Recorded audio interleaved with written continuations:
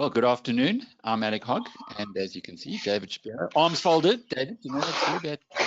Because it says that you're not interested, you're blocking out the rest of the world, you're not open-minded, and anything but what you are. We know that.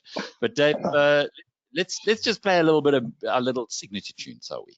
So that everybody knows this is Rational Radio.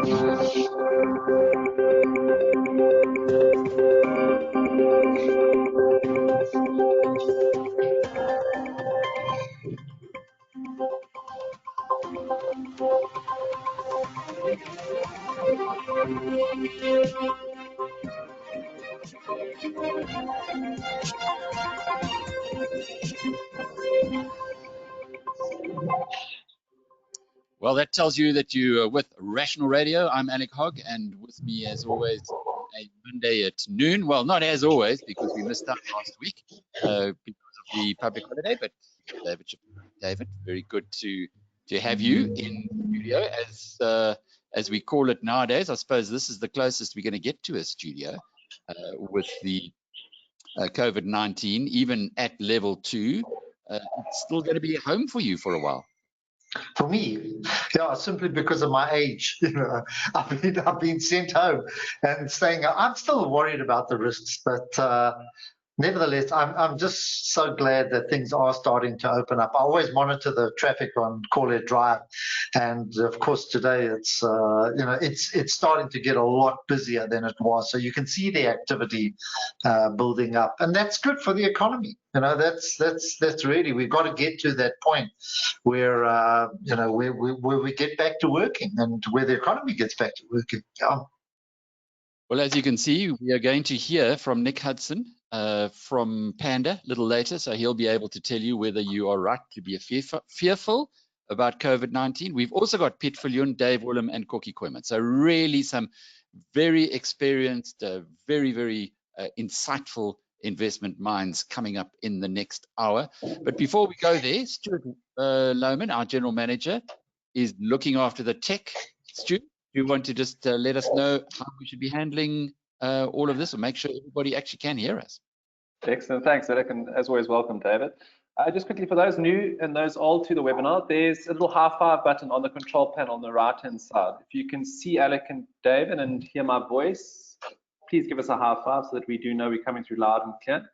If its sound is a bit soft, Alec does have the ability to raise his voice as well, or this volume level, sorry, not his voice.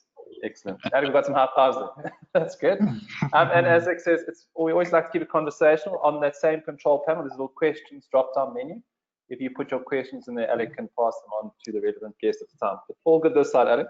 Enjoy. All right, so I've just raised my voice a little by touching on the mixer here. David, I think your voice is also going to be a little louder. Also, to remind you, as Stuart just said, you can pose questions. Please do so as soon as possible. Well, let's kick off with the first of our questions, or of our graphs for today, Dave, and that's MTN, which I've now put on screen.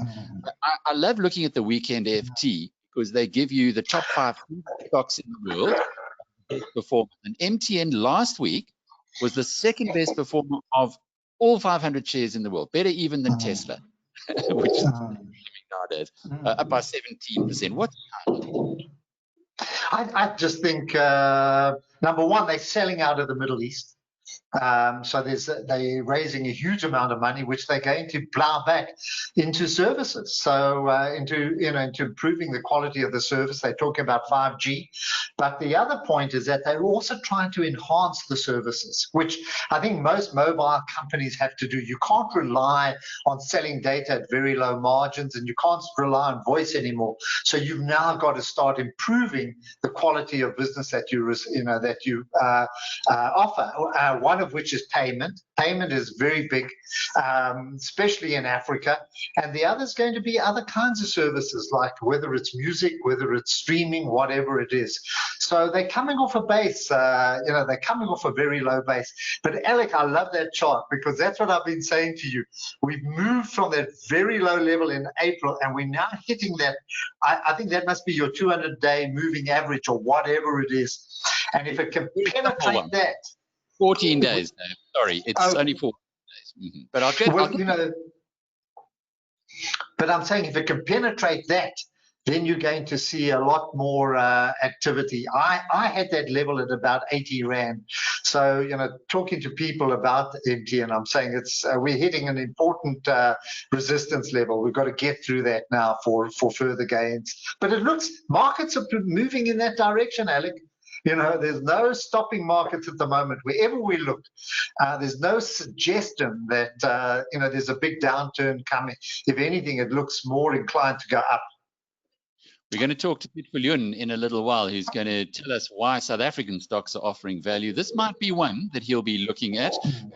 When we go a little broader on the market, we've got announcements out of Sasol. Now, this is a different graph again, because before the program, Stuart will confirm that David was showing us his textbook from the 1970s.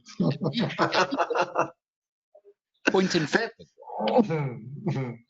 James Stein. James Stein. Clive Roffey when you need him, hey? No, Roffey would have known him. Roffey would know James Stein because he was one of the original proponents and supporters of point and figure. Now, back in the 70s, you know, when I started in the market in the early 70s, there were no, you know, technology. The only computers we had were those that processed accounts, you know, the broker's notes and so on. And all the charts we had to do were in noughts and crosses. You know, if it moved up, and it had to move up by a certain point before you could put a cross on, and down by a certain amount, you know. So it was very narrow. It wasn't over time. It was on price only. So for true charters, for the purists, they still believe in point and figure charts. So Kokkie's coming, Piet's there. It might be before their time, but certainly not Kokkie. He will remember point and figure charts. I remember them well from my auntie, who, as a young reporter, taught me all about technical analysis. She was one of the best in the country. She's a journalist who went on to write a number of books on technical analysis. But we won't use that argument of when you should be following or not. But if you have a look at this is called a candlestick graph that we got on here now. You can get all of these things from wsj.com. You can see on Sasol, it's actually moved below that moving average. So I would say watch out. I'm looking on pure fundamentals. I think be careful. There's a very thorough presentation today. You can pick it up on the internet, which Sasol have produced, and they go through their results. And Alec, this is a debt issue, and this is what's going to drag down. They did say for the first time they mentioned that they might have a rights issue, but it's only going to come in the second half of the year, which is from January to, remember, this is their financial year, which ended on the 30th of June. So their big issue is that they've got 180 billion odd Rand of debt, most of it 170 odd billion, which is in dollars. And they've got to work very hard to reduce that. They have got their asset sale program.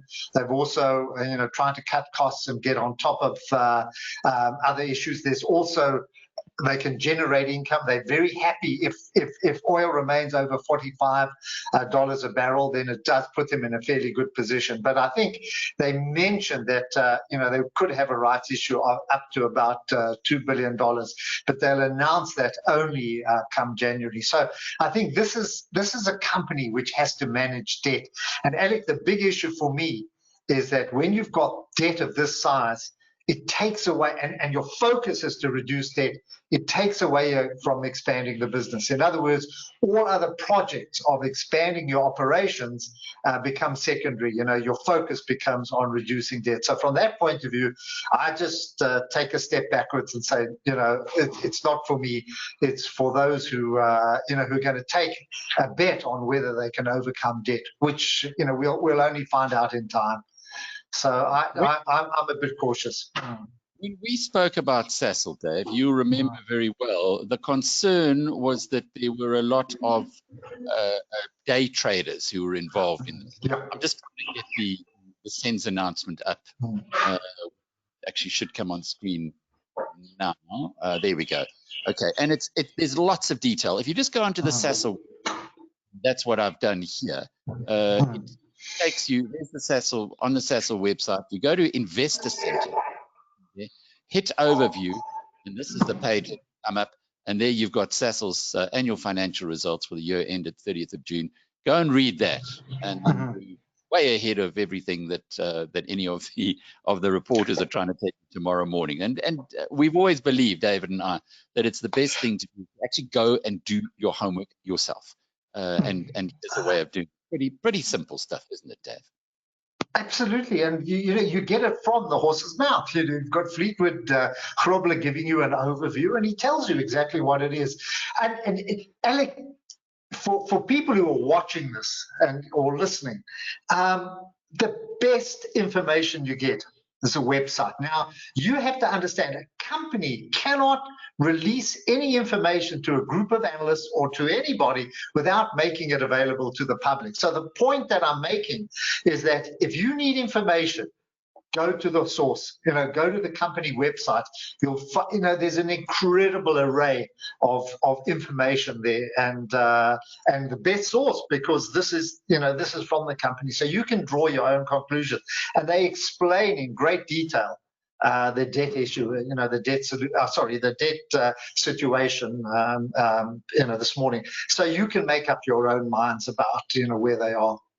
Yeah, I think that's really an underplayed issue, is that there's so much financial information now. You have quarterly reports from the US companies, which you can download or watch on YouTube. We've just shown you the Sasol website, and there is so much information there. They give the presentations that they make to analysts. They will show you that side too. But Dave, before we close off on this side of the discussion, I wanted to bring you up to date with that's the Sasol with our hero Buffett. We've got a lot of Buffettologists in tow today to tell us the story. You feature, in fact, on a little collage that I've got here for the very first year that you went to Berkshire Hathaway, which was 2007. I know it because I've got on a report done at that stage. So it's a long time that you've been following Buffett very closely. Piet Viljoen and Kokkie Kooyman even longer, and we're going to talk to both of them in a moment. But this move of his, he doesn't like mining stocks. He certainly doesn't like gold, from it, obviously, and yet he's now a $600 million owner of Barrick Gold Corporation. What do you make of it? Well, for me, it's like when Dylan went from acoustic guitar to electric guitar, and everyone, there was that famous audience shout, Judas, in other words, he'd gone electric. And for Buffett to go gold, just stunning, because he always made that comment, and you can articulate it better about, they dig this from the bowels of the earth, they extract gold from the bowels of the earth, and then they dig another hole and place it in there and watch it and pay people to watch it. In other words, gold never changes shape. Gold, if you put all the gold that has ever been mined in the world, you can get it into a swimming pool. I've got all the quotes, and suddenly he's buying Barrick. But I have to say one thing. Mark Bristow's great, and I like him. I heard him the other day, and he's not getting carried away with the gold price at these present levels. He's very sober. He knows what happens to gold, and he's positioning this mine for probably a $1,200, $1,300 mine, gold price. But I'd love to hear what Kokkie and Piet have got to say about Warren Buffett and gold. Well, David Shapiro, your wish is my command as we call in Piet Viljoen now. Piet, if you can just unmute yourself and switch on your webcam, we can then find out your views, first of all, on Warren E. Buffett. Piet was one of the other Piet. Good to see you, man. Hi, Alec. Good to see you too. Hi, David. Just by way of background, Piet, when was your very first attendance of the Berkshire Hathaway AGM, Piet? My first attendance, I think, was the year before we all went. I think it was in 1996 was the first year I went. 95 or 6, I can't remember. Yeah. 95. Well, we only went in 2006. So you'd been going for 10 years before before I think David I think it was 96. Yeah. So what do you make of this move into gold by Warren E. Buffett? Look, I think it's interesting. As a percentage of his total assets, it's very small. It's not like he's betting the house on gold at this point. But the fact that he is selling banks and buying gold does indicate his thinking, and it's very much sort of in line with the thinking we've developed over the past 6 months of how and where markets are going, which I think ties in to what you want me to talk about, which is local is lekker. Local is lekker. Of course, local is lekker. I must just put up your picture there, because that's a lekker picture of a Piet Viljoen with long That's hair. a much better one. Yeah. I've got a lockdown hairstyle. I see I see David's also got one of those. Low maintenance. Yeah. Well, it's one of those I suppose small little sacrifices that we pay to be at home for as long as we have. Yes, that's right. Yeah. Well, I guess everyone's now itching to get back into the social environment again. Piet, local is lekker. Why? Why are you going against the crowd here and saying that South Africa offers value? So I think what is happening out there, and by the way, I just need to preface what I'm saying is South Africa's been cheap for quite a while, and it remains cheap. But I think what's happening, that big changes happened, is the global backdrop for financial markets has changed radically over the past 6 months. So if you think back over the past 10, 15 years, we've had financialization take place. We've had low interest rates, low inflation, and globalization, driven by globalization. And this has been good for financial assets. And the biggest financial asset is probably the US dollar. It's been good for developed markets. It's been good for large cap growth, high quality businesses. All those sort of assets have done fantastically well in a period of globalization with low growth and low interest rates. And that was facilitated by central banks effectively funding the acquisition of financial assets. They were printing money and it was going to financial assets, not into products per se. But what's changed now in the past 6 months, induced by the COVID phenomenon, was that fiscal policy has been relaxed tremendously worldwide. Everywhere in the world, governments are running massive budget deficits. So on top of what was a very easy monetary environment, we are now a very easy fiscal environment. So that's creating massive money supply growth in the world and the potential for inflation going forward. But now governments sit with a problem. The debt to GDP ratios have gone out of whack completely. South Africa is not alone. In fact, our debt to GDP, albeit high, looks better than a lot of other countries. But in absolute terms, it's a problem. And everywhere else has this problem. So what do? You've got one of two choices. Either you impose austerity measures to get debt levels down again, or you encourage inflation to get nominal growth higher. And if you have higher nominal growth, your debt to GDP number comes down over time because of the higher nominal growth driven by inflation. That's what they did post World War II, and that's what they did in the 70s. And that seems to be the way governments globally are moving. So they're sitting with these huge debt situations, and they need to print money to get themselves out of this. But isn't that what Buffett's telling us by buying 12 billion or 10 billion rands worth of Barrick shares, gold shares, and selling banks to fund it? So I think that's exactly what he's saying. So if the global financial environment is actually changing, the things that were doing very well might stop doing well, and you'll have other assets doing well. And what is the opposite of those things that are doing well? I think that's the way we need to think about what's happening in the future. The opposite of financialization is financial repression. It's where governments impose capital controls, trade controls, prescribed assets, all those sort of things to keep capital at home and to fund those deficits. I mean, there's a lot of talk about that sort of thing happening in South Africa. It's going to happen everywhere in the world if this is true, if this big change is true.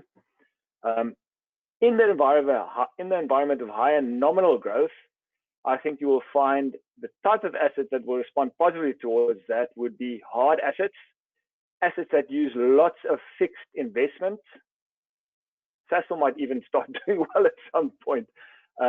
Those sort of assets will do well in a higher inflation, higher nominal growth type environment. Emerging markets will do well. Value stocks will do well. Small caps will do well. All those sort of assets benefit from higher inflation, more liquidity, higher nominal growth. And I think that's the mindset change that I think we are anticipating and have implemented in our portfolio. So that's a possible outcome. Now, my forecasting is no better. My forecasting ability is no better than anybody else's. So it might not happen, but I think if this sort of thing happens, I think you want a bigger exposure to South African assets than you otherwise would have had. So if your benchmark exposure to South African assets, I think South Africans these days, the benchmark is probably naught, but let's call it a 10 or a 20% exposure to South African assets in your global portfolio. Maybe you want 15 or 25% or 30% even. So I'm saying don't put all your eggs into this one South African basket, but recognize that the world is possibly changing. And as a result of that change, I think the types of assets that are represented in South Africa might do well. And in the recognition of that, maybe you just want to have a bit more of that. Not everything, but a bit more in that type of asset, specifically South African assets. And they are cheap. There's no doubt they are very cheap. Peter, I wanted to just bring up onto the screen in a moment if my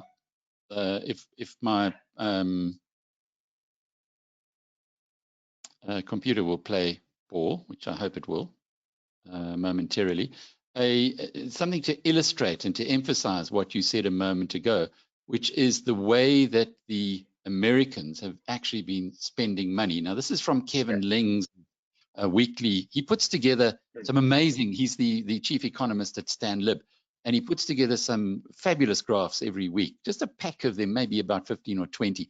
But if you recall in the budget, our Tito Mboweni said that we've got this hippo's mouth. Now, we have a look at this.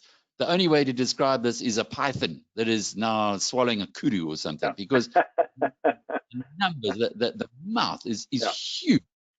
The consequence of this is exactly what you outlined a moment ago. And would it, even though we see zero inflation at the moment, would it be likely then that this is going to lead to higher inflation? I think there's a better than 50% chance.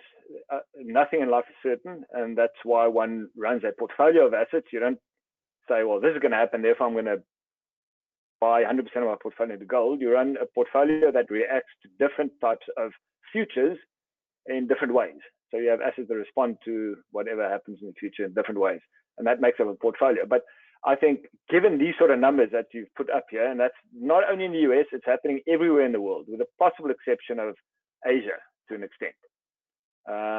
This is happening everywhere in the world, and I think the likelihood of ultimately there being some sort of inflationary signal coming into global economics, I think that chance is probably better than 50%. So let's get back to the point that you made a moment ago about now buying South African shares, or at least adding them to your portfolio. Which ones in particular interest you at their current levels? Yeah. So I think the first port of call when you want to buy domestically exposed companies, your first port of call is probably banks and retailers, and probably cell phone companies. I mean, those are the type of companies that interact with a retail consumer out there on a day-to-day basis. They've got big markets they address. So I'd be looking at the banks. I'd be looking at the Shoprites of the world. I'd be looking at the MTNs of the world. Something like Discovery, I think, would be up there. Those, I would be looking at those sort of businesses. And of course, if you're willing to do the work, I think there is a surfeit of small companies that are priced extremely cheaply. I mean, the bigger companies I was speaking about now are priced quite cheaply, but if you're looking at the small caps, I mean, some of those stocks are just being given away. And if you're willing to do work, there's some really good quality businesses there that are just being given away right now. Give us some ideas where to start doing our homework there. I've got MTN on the screen, and I'd love you to talk to that. And just some of the small caps that we should be doing our homework on. Okay, so MTN is, I think, is cheap. I think you're basically getting Nigeria for free right here, just as it was in the early 2000s when just after it bought Nigeria, or started the Nigerian business. For a long time, the market discounted it completely, and it's doing it again right now. For stocks get cheap because of obvious reasons, and there's problems there, but there's problems everywhere in the world. So that's one. I think if you're looking at the smaller caps, you could do worse and look at something like Bowler Metcalf. Half the market cap is in cash, or more than half is in cash.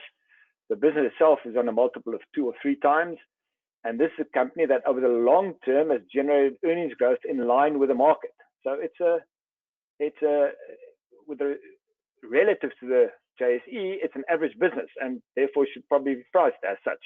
And the PE of the JSE is probably 14 or 15 at this point in time. So you're getting a business there which is at least an average business for a multiple of 2 to 3 times, plus a big cash buffer, no debt at all. It's that sort of business, and there are quite a few of them out there. Piet Viljoen, just tell us quickly about your merger with Counterpoint. How's that doing?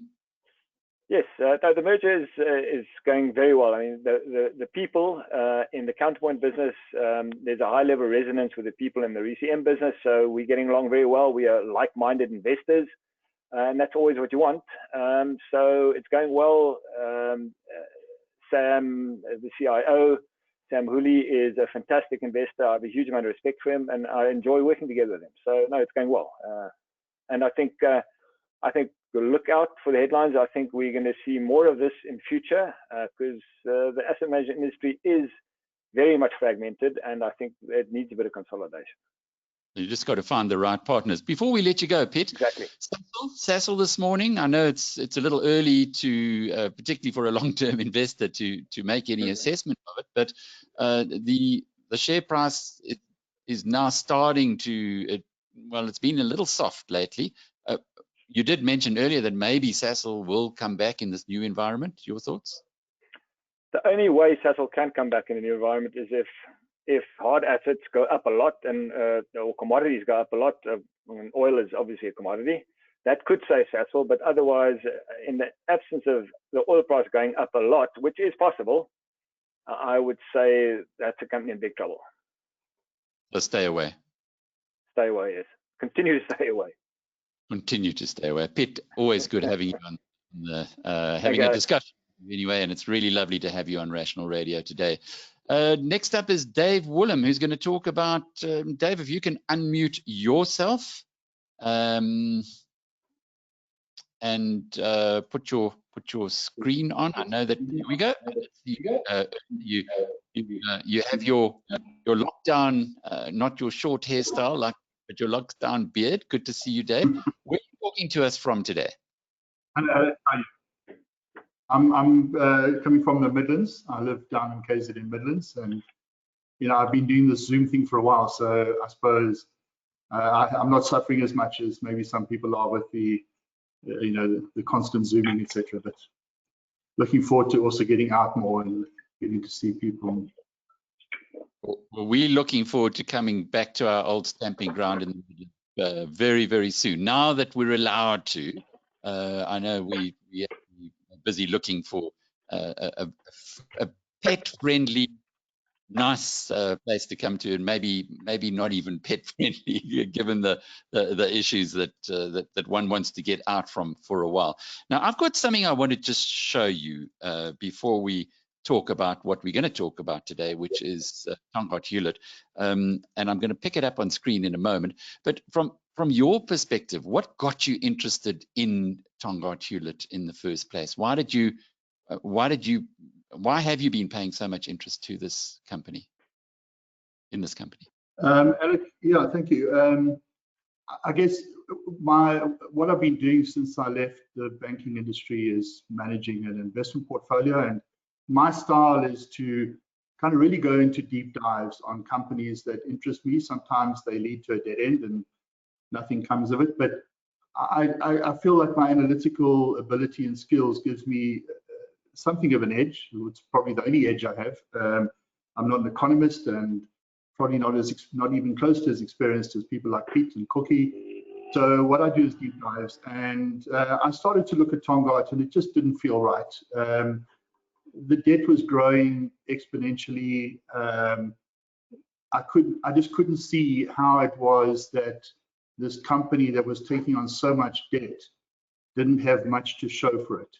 So I started looking at the other side, which is the assets and the profits, and it just became clear to me that they were manufacturing or misrepresenting the assets, misrepresenting the profits, and that just became a trigger for me to go and do a deep dive. And how long ago was that? I started it in late 2017, sorry, 2018, mid 2018, sorry. I've kind of watched the company for many, many years. I have a family connection to the company through my in-laws. So the sort of sugar industry is talked about sometimes around the briar or something, but I never considered myself an agric specialist. But in mid to late 2018, I started looking at it, and it was when they put out their interims for 2018 that I really got concerned. Did a very deep dive into it, approached the board or some of the board members in December, late November, beginning of December 2018, and then met with Gavin Hudson eventually in March 2019, just after he arrived. As the new chief executive. And they That's put correct. out financial results yesterday. In a nutshell, were you pleased with them? I did see that the debt has actually increased still further during the reporting period. And look, I think one has to look at these results through two lenses. One is sort of strategic lens, looking at what they've done. Bear in mind, this business was, for all intents and purposes, insolvent a year ago. Its liabilities far exceeded its assets. Now, I accept that, you know, there were assets in there that probably have a fair value way higher than their historic cost, but you know, this business was a year ago was not capable of generating anything like the operating profits to service the debt, and it was in serious trouble. I think that if one looks at what they've done in the last 12 months, I think they've steadied the ship. They've revitalized the management team. I think they've improved governance on the board. I guess I'm a bit frustrated at the lack of progress in calling to account people who should be called to account.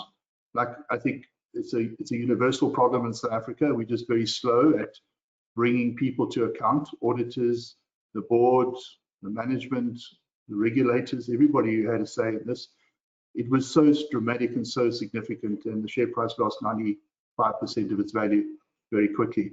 These results at a financial level, these results don't excite me at all, to be honest.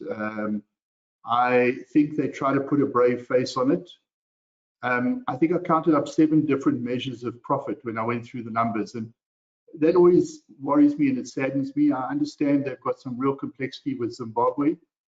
IFRS has become, I think, a significant problem for the average person to understand financials. I think it's the unintended consequences of the complexity of IFRS is that the average person just really can't get a feel for them anymore. And these Tongaat results are probably a textbook case of the absurdity of IFRS.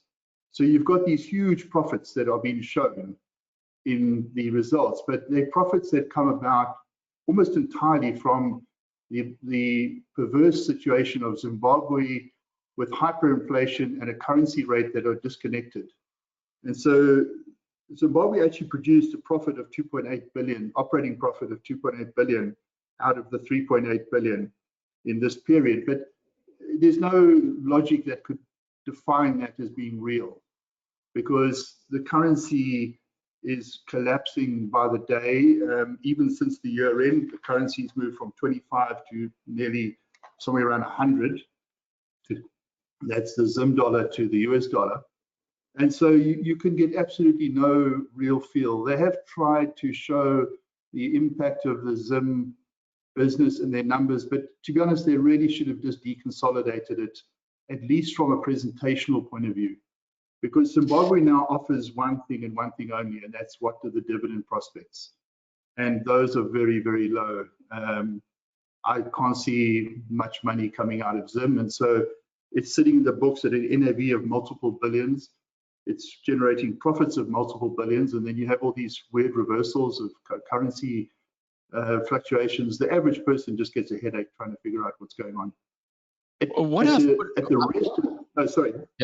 What I've put on screen is the coggle, or in other words, the mind map of these financial results, and I've got it there so that people can have a look at the way that that we prepare, or certainly I prepare for an interview of this nature. And really, the big thing that jumps out at me on all of this is the material adverse clause in the sale of their starch assets. Now, I see Business Day this morning was saying that there is a plan B. Well, that was discussed in the financial results that were released on Friday if the transaction should fail. When I last spoke to the CEO, Gavin Hudson, he suggested that it wasn't going to fail. There was not even a thought that it wouldn't happen. I think I asked him about it, and he dismissed that as no chance. But if it were to fail, and if there is not another buyer that's lined up, this company is already growing its debt. The debt increased from, as you'll see on there, from 11.5 billion rands a year ago to 12.5 billion rands at the end of June. If they can't get that 5 billion, which the banks are demanding, because they're demanding that they reduce the debt that is owed to them, would they put it into business rescue or indeed into liquidation? Look, yeah, it is probably the single most important, certainly factor right now in the business. The starch business, just by way of materiality, is made about 600 million in operating profit, and its net profit for this period was around 400 million. So if you take out starch, it decimates the actual underlying profits of the business. They have shown it as a discontinued operation, but when, on the other hand, the positive is that a 5 billion injection, is a lot of free cash flow that then can be applied to the debt. They've sold the business at about a P of 12, so one could argue that wasn't a bad price, certainly not in this environment. But the MAP clause is complicated, and I don't have a full understanding of all the ins and outs of the agreement. But from what I understand now, there was a first and a second MAP clause, and the first MAP clause was related to the period to March 2020, which is now, and probably on that clause there was not sufficient grounds for a because the hurdle is 82.5%, in other words, 17.5% reduction in earnings. And by all accounts, starch did very, very well in this period, notwithstanding a slightly higher maize price, which increases the input costs. They now have triggered a second MAP clause, which is to the period 2021. Now, that's the really thorny one, because that now covers the period from 1 April through to whenever we normalize. And we know that one of the big inputs from the starch business is the brewing industry and the confectionery industry and many other industries. And I just don't know. That will come down to the adjudicator, and that's expected on the 21st of September. Yeah, and they did say in there that 38% of the offtake from the starch business is in alcohol drinks. Yeah. 38%. Wow. Yeah. Anyway, so you wouldn't be buying the shares now until the 21st of September as an investor. I suppose as a punter, you may go red or black on this side. But if the arbitration comes in Tongaat's favor against Barlow's on the sale of the starch business, then you might be able to make a case. If it goes against them, and that's really what my question is here, what are the odds of them being able to find another buyer at a similar kind of price range? Right. Alec, it would be speculative to guess, but it's a great business, and I can imagine it would. I was very surprised when Barlow World came up as the buyer, because they don't have anything like this it's a bolt-on to their business. It's got no synergies or similarities to anything they do now. But there are businesses out there that may well be attractive. This might be an attractive asset. It's a dominant asset. It's a great business. Its 10-year track record is fantastic. So it's been the real jewel in the crown. I would imagine it'd be tough to get anything like this price. But the problem now is they've got very strict deadlines on their debt payments. They've allowed them until September 21, but these deals take a long time. And in this environment, I think it's going to be very, very difficult. Saying that, the banks really control everything now on this stock. And as an equity investor, you're really buying an option on whatever's left over once the banks are happy. Right now, I can't see really much value at all. And even if the deal went through, to be honest, my concern is what's left. You've sold Namibia, you've sold Eswatini, you've sold the starch business, you're left with a loss-making SA sugar business. You've got a great business in Zimbabwe, but it's now been destroyed through the economics of Zimbabwe. And you've got a property business which really nobody knows what it's worth because it's going to be a function of the economy. So I'm still struggling to figure out whether there's any value here, but I have to give credit to the management team for putting on a brave face, for putting their heads down, working exceptionally hard in incredibly difficult times, and trying their best. They had a really bad hand and they did their best. Dave Woollam, it's great to talk with you again from the Midlands of KZN, most beautiful part of our country. We believe so anyway, and look forward to picking up with you, hopefully with some good news on Tongaat. Next up is another gent who we've spoken to fairly often, Nick Hudson. Nick, I think if you could switch on your camera, there we go. I think you're also from our part of the world, aren't you, originally from KwaZulu-Natal? I'm going to need, we're not hearing you, Nick. Sorry, there we go. Alec, good morning. Yeah, I was born in East London. I'm a border man, Okay. but I live in Cape Town. Yeah. But I think we're all South African at the end of the day. But it's just nice for those of us from KZN to raise our heads. We're celebrating in Mark Bristow, of course, the chief executive of Barrick Gold, and I know you've heard a little bit about Warren Buffett deciding to buy gold for the first time in his life. We put it down to the fact that there's an escort boy now who's actually running the company. But you've been on the money with PANDA. I had a lovely interview with Magda Wazikcha a little while ago, and she says the only people who've been telling the truth and getting it right is PANDA. I was listening this morning to Frans Cronje from the Institute of Race Relations, and he says the only guys who've been calling this accurately are PANDA. In fact, he said, and it's public for their clients, everybody else has been really should be embarrassed about the way that they've been striking out on their projections. Are you happy now that we're starting to get some kind of realization that the facts have changed and that minds need to change as a result? Look, yeah, improvement is always good, but it's just such a bitter disappointment that it's taken so long. I mean, to be fair, both of those people, Magda and Frans, have been supporters from the very beginning. So they were not people who recently changed their minds. But the reality is that we've just destroyed our economy for no good reason, and I find it just tragic, very sad. Look, the other good news is that the Western Cape epidemic has gone exactly according to our forecast, and is now, coronavirus is well on its way out. We're close to functional herd immunity in the Western Cape right now, which means that all of this stuff should be stopping. There's no disaster basically. We've got a state of disaster, but no disaster. Or put it another way, the only disaster in this country is lockdown. What is herd immunity? What is it? What level do we need to get to in South Africa where we can believe that we have herd immunity here? So it's definitely worth having a little chat about that, because there's some misconceptions out there that I keep on hearing time and time again on radio. I read them in the papers and so on.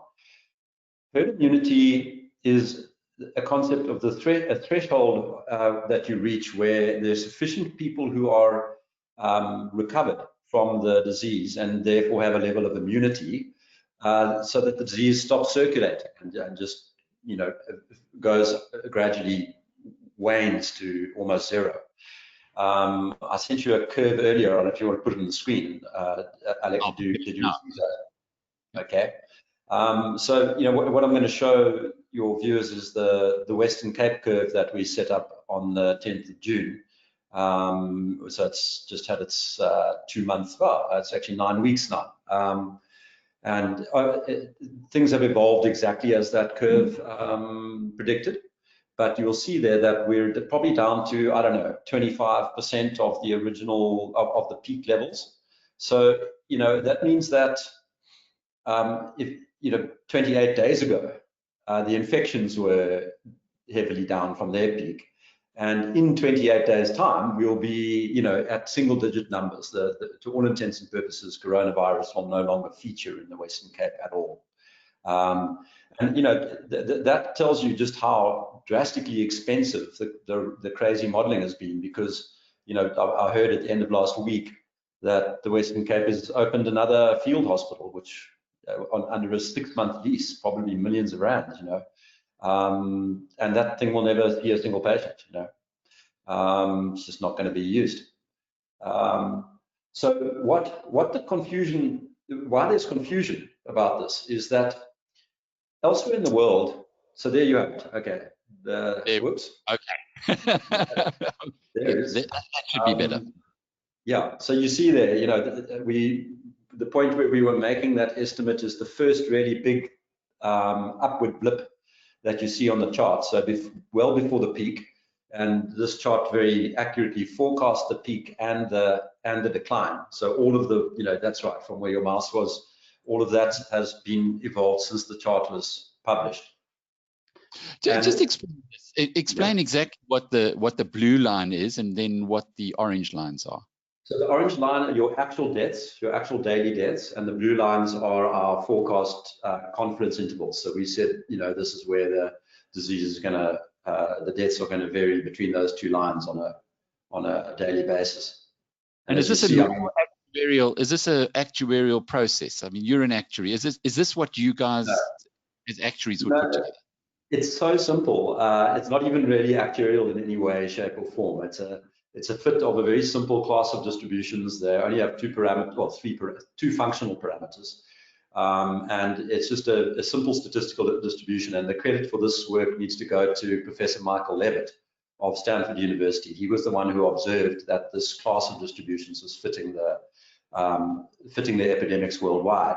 And so we simply picked that up, confirmed his observation, which was an astonishing one to us, and just set about using them. And it's dead simple. You can do this with matric maths and a spreadsheet.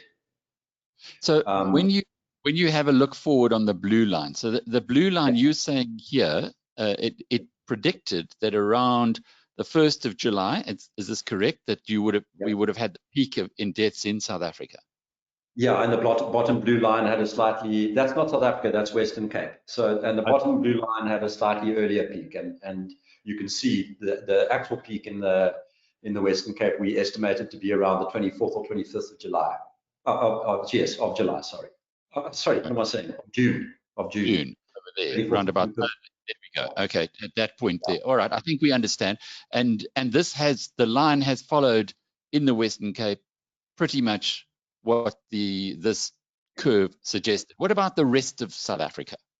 It's a little bit earlier. Yeah, you can find curves like this on our website. There's on our live data feed that updated continually for all the major provinces, and they're also doing fine. It's just a little earlier stage, you know. So the Eastern Cape's past its peak, probably. Gauteng is probably past its peak. KwaZulu-Natal a little way to go still, but South Africa is past its peak, you know. So the thing's on its way out. But the point I was getting to, Alec, is that there's this confusion. What happens is, all around the world, people have conducted these seroprevalence tests where they're looking for antibodies in people's blood to see how many people were actually infected. And they keep on coming up with numbers in the range of, say, 15 to 25%. And textbook herd immunity is thought to be struck at 60 to 70%. But what's being missed here, and the science is now in on this, we speculated about this as early as March this year, that many people who get this disease get it out of their systems without even generating antibodies. There are two layers to the human immune system, if I can just put it in very simple terms. There's a cellular immunity layer, and then there's a humoral immunity layer, and it's that humoral immunity layer that involves antibodies. Cellular immunity doesn't involve antibodies, and a lot of people just get a topical infection that they deal with at the level of cellular immunity, and they will never test positive for antibodies. And so, that group of people is large, potentially much bigger than the group of people who develop antibodies. And so you're just failing to detect a huge group of infections. You know, that's part one of the story. And then part two is that in the real world, you don't require 60 or 70%, because people don't move around randomly. You know, they have set groups of people who they interact with on a day-to-day basis. And if you allow for that kind of feature of population interaction, then you bring the total level of infection required in order to get to herd immunity down by quite a lot. There's another issue as well relating to heterogeneity of susceptibility, very big words for basically some people are different. They're not all at the same risk, you know. So these are the three issues that are going on. The T-cell immunity or cellular immunity that most people are using to keep the virus or get the virus out of their systems, which involves a very mild disease course. Most of those people will not even be aware that they were infected. And then, so that's number one. Number two, the heterogeneity of susceptibility. And then number three, the fact that we don't move around in Brownian motion. We don't bump into random people. My chances of bumping into superimposed are zero. You know, so those are the three factors. With your track record, perhaps you should be bumping into him sometime soon. But Nick, just to close off with, I had a rather irate correspondent who said, having read the Daily Maverick piece, and then they referenced the the Financial Times and the New York Times to say that excess deaths in South Africa are probably are showing that we're probably undercounting the COVID-19 deaths. And the excess deaths have risen quite significantly. What's your response to that argument? I think some of the excess deaths will be COVID deaths. I'll be surprised if it turns out to be many. I think when we see the age breakdown, you will find that there are lots of deaths in the under 40 category, and that will be a sure sign that we're not talking about coronavirus deaths there. You know, this disease is just not dangerous in any material way to people under the age of 40, you know. It's a handful of people with severe comorbidities and so on are already at risk in that age group. So if there are deaths, especially if they're neonatal deaths, that'll be the giveaway. Neonatal deaths and deaths in women between the ages of 15 and 29 are your signs that things are going wrong economically. Nutrition is going down, circulating communicable diseases are going up. So yeah, could there be some coronavirus among those excess deaths? Correct, yes, I think there could be. But also remember that there are some non-coronavirus deaths in our official numbers for coronavirus. That's been a feature worldwide. A very interesting study done recently of the Swedish nursing homes in a certain part of Sweden found that only 15% of the actual recorded coronavirus deaths had coronavirus as the primary cause of death. As the primary cause. Okay. Well, I think what you're telling us is that we need to see the data. We need to see more information before we can make assumptions. And I hope it doesn't take another PIA application. They should just be publishing that right now. There's no reason not to. Hudson, thanks as always for sharing your wisdom with us and your insights with us. Very, very brave at the way you guys at PANDA came out. Went completely against the flow, but as mentioned right at the beginning of this interview, you're getting the plaudits from those who matter. So thanks again. We will pick up with, no doubt, into the future. As we finish off today's program with Kooyman. Kokkie, can you switch your webcam on and come and join me here? Hey Alex, I just sent you Kokkie's number. His IT has blocked GoToWebinar, so he's unable to to get in. So I put it on the chat there if you want on WhatsApp, where he's waiting for your call. Sorry. Right. I'll give Kokkie a call in a moment. David Shapiro, I hope you're still with us. I am. I'm here. I switch off all my devices to make sure that I don't blame bandwidth for a problem with the line. So I have a device that I'm now having to switch back. I suppose, you know, fortunately you and I work in a different environment where our systems don't go to webinar. But Dave, it's been an interesting conversation. What did you make of what Piet had to say?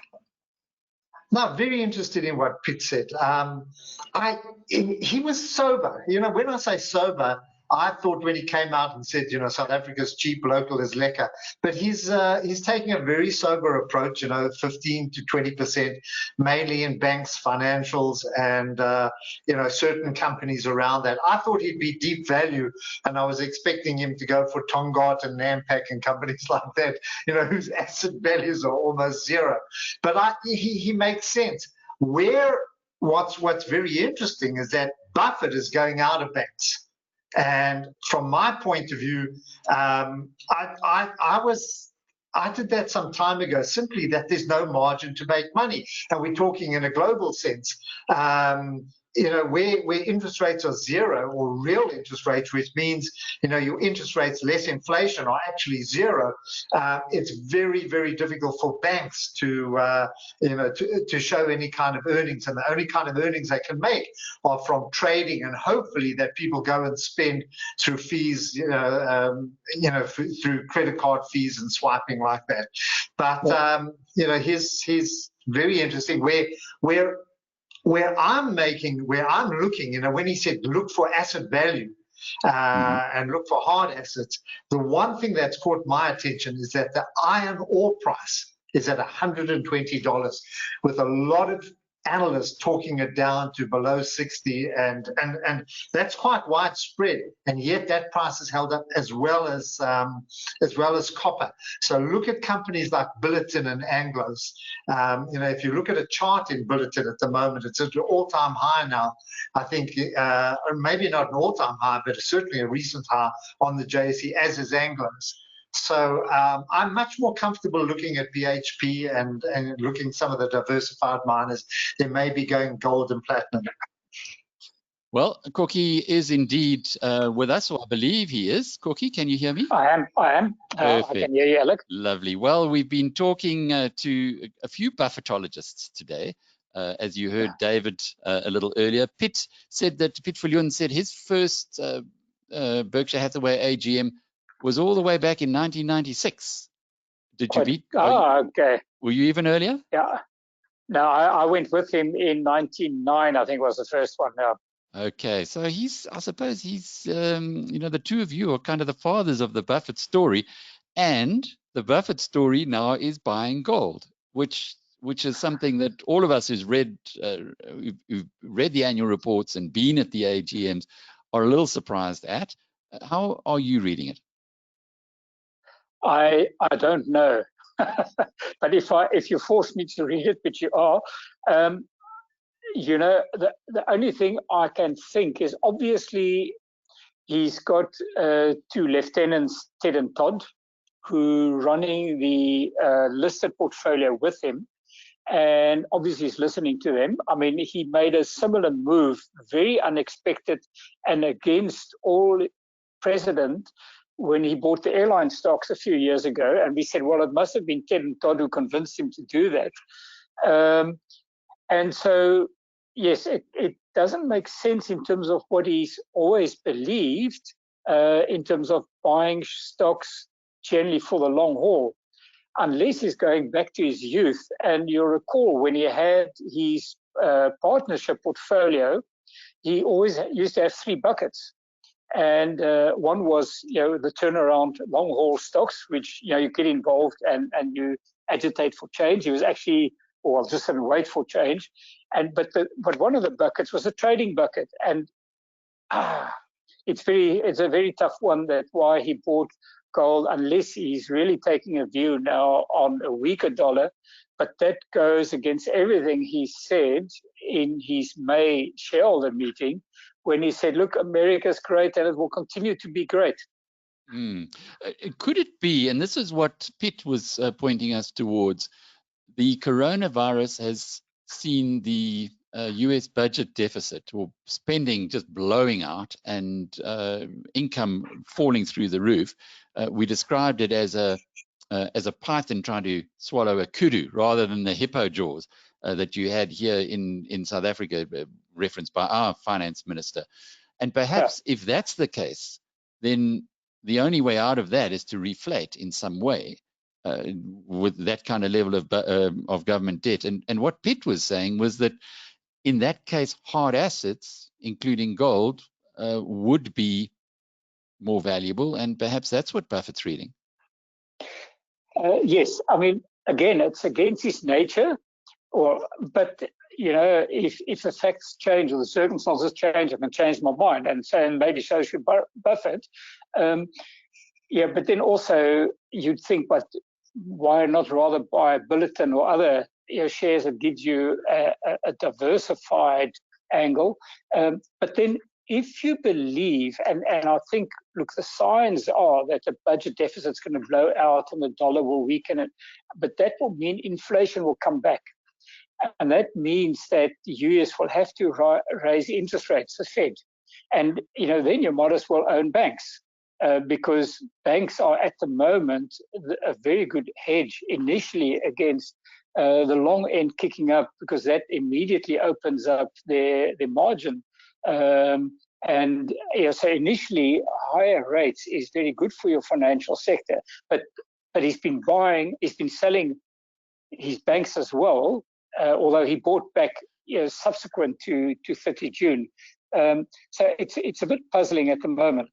Kokkie, I want to just ask you to explore a little bit deeper that concept, because we've heard today on a few occasions that he's been selling banks, and Buffett certainly has sold out of Goldman Sachs completely. And by the way, we get this information from the quarterly reports that have to be given to the stock exchange. So Berkshire Hathaway has to give the New York Stock Exchange its holdings, its list of holdings. In fact, I think it's monthly, isn't it, Kokkie? Not quarterly. I think it has to give monthly, but only publish quarterly. And regarding, I think, the Bank of America shares he was buying, he does occasionally get permission by the Fed not to disclose publicly, because, you know, he's saying, else the market works against me when it knows that I'm buying. Mm-hmm. But at least quarterly has to disclose his top holdings. Yeah. But that's a very good point. So he sold Wells Fargo, which at one point, in fact, was his biggest share in his portfolio, biggest single holding. He sold all of Goldman Sachs. So he's out of that. And he sold, I think, a quarter of his Wells Fargo. And then he bulked up on Bank of America. Now, if you looking at it from the outside, you would say, from what Buffett has done, we should be buying Barrick or a gold share, and we should be buying Bank of America. Does that make any sense? Well, both are actually bets on what I said earlier, inflation trade. That you're saying, okay, so it could be that he had, they've been doing a lot of introspection, and they said, okay, where are we going to in the US going further now? And saying, okay, inflation is going to start picking up, and then you buy, banks, and, well, in that case, Bank of America and gold. If you look at what he sold, and it's actually interesting. Wells, we were always surprised, and we were very disappointed when he held on to his Wells stake. I mean, we've disliked Wells for a long time. Firstly, it was always too expensive. They were too big. Mortgage was very big in their lives, and then obviously all the incentive problems came, of which it's absolutely of which it seems he wasn't aware. Now, I used to always go to US Bancorp, one of the banks we've held for quite a while, and they always said to us that once a year Buffett comes. Occasionally Charlie comes along as well, but generally Buffett comes and he sits for the day and he walks through and he has lunch and he picks up. But remember, he's generally his philosophy is not to get involved in companies. He just tries to stay in touch. But be it as it may, they never picked up on wells. And I think there's been brand damage, considerable brand damage to wells in terms of what's happened. So I can understand him selling. It's still too expensive in our mind of the problems it's going through. Goldman's, it was never a long-term hold. Remember, he came in 2008. He's always actually liked them. In 2008, he rescued them. And so I suppose he'd say, look, and now coming back to them, him and Ted and Todd sitting around the table and saying what's happening in the world. And it seems they decided, number one, airlines, the industry has definitely changed. We saw that totally. And going into COVID, they were very overweight banks. I mean, the trade generally was, and I think he had a long-term vision of that, banks have been recapitalized, that everything was under pressure from here on. It gets better as world growth, just keeps on gradually moving up. Global interest rates start coming back, and that's good for banks. But they went into COVID with a very, very big bank position. So it looks like they then said, okay, we cut out Goldman's. It was never long-term. We cut our Wells stake quite considerably, again, for the reasons. The others, it just looks like it took a slice. Bank of New York, PNC, M&T, they took a small slice. The JP Morgan one is interesting because they are in a JV with JP Morgan and Amazon on the whole healthcare initiative, on a whole healthcare database system. And Todd is also on the board at JP Morgan. So I'm not sure why he sold JP Morgan to later buy Bank of America. The two are very much the same. We ourselves, Denker, like JP Morgan more than Bank of America. But so in total, he sold about $6.8 billion worth of bank shares in the quarter. And that puts it into perspective because he only bought $600 million worth of gold shares. Quite true. Very important. Subsequently, he's bought now more than $2 billion worth of Bank of America. We don't know yet if he bought back JP Morgan again, that he actually realized maybe I was stupid. But also what you must bear in mind, he bought 5.1 billion Berkshire Hathaway shares. So he sold 6.8 billion banks and bought 5.1 Berkshire Hathaway. So effectively, maybe he was saying, I'm reducing my big position in banks and using that money to buy back my own shares. It's the only logic I can come in terms of the numbers. And then subsequent, we'll only know, obviously, end of September, whether he did buy back JP Morgan or in fact, kept buying Bank of America. Kokkie, just to close off with, we also have the South African banks reporting in the next weeks. Is there anything there that we need to be looking out for, apart from, I guess they've already told us they're going to show some bad numbers because of COVID? Yeah, I think what we've got to look out for is their forward-looking statement. I mean, everything that's going to be reported now, we know. We know the economy contracted. We know, remember, I keep having to explain it to people, IFRS 9, forces banks now to take the big provisions now. So the key is now, are these provisions, have they over-provided while the economy is going down? So a key is going to be where the economy recovers. What is fascinating, if you look at our bank shares compared to any other bank in the world, and by the way, all of them have more or less showed the same results, big increases in provisions, focus on cost cutting.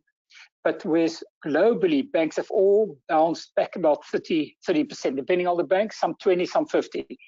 Our banks are still exactly where they were at the end of March. So basically, our market is taking a very dim view of the South African economy's ability to grow hereafter, where in the rest of the world, guys are saying, I hear what you're saying, big provisions, it will be a non-repeat. Those provisions might not even become bad debts as the economies recover. But here in South Africa, I think you might actually need more provisions. And that's really looking forward what our banks are going to have to explain, as to what they see in the next 6 months and 2021. I'm going to ask Piet Viljoen. Piet, if you're still with us, that would again talk to your thesis that if there is that South African market is taking a very dim view of where we are in this country, whereas elsewhere in the world they're looking differently. Would you be considering banks, Piet? Yes, we hold banks in our funds, and we think the market has probably overreacted to their trading statements and results over the past few months. As Kokkie points out, IFRS forces banks to make bigger provisions than they probably otherwise would have at this point in time. I can only think that the discussions between the bank executives, management, and the auditors would have been lengthy and quite interesting for the fly on the wall. But I do think that, yes, they've been forced to take massive provisions. And I'm not sure that the losses on the loans will turn out to be as high as they're provided for now, but the future will tell. In the meantime, the market has priced the banks as if those losses will in fact be realized, plus more. So I'm willing to take the other side of that. So just to close off with the two of you, Kokkie, what would be your selection of South African banks that you would be buying now with your expert insights? And Piet, I'll ask you the same question in a moment. Yeah. I think Piet and myself agree that the banks have been totally oversold on fears, and if those fears don't materialize, so what we've been doing, we've been adding to first rand, simply that in an uncertain environment, you go for the quality, but it is priced at double the price to book of Nedbank. If you really go for value and you say you're going to have a bigger trade, you go for Nedbank. Piet?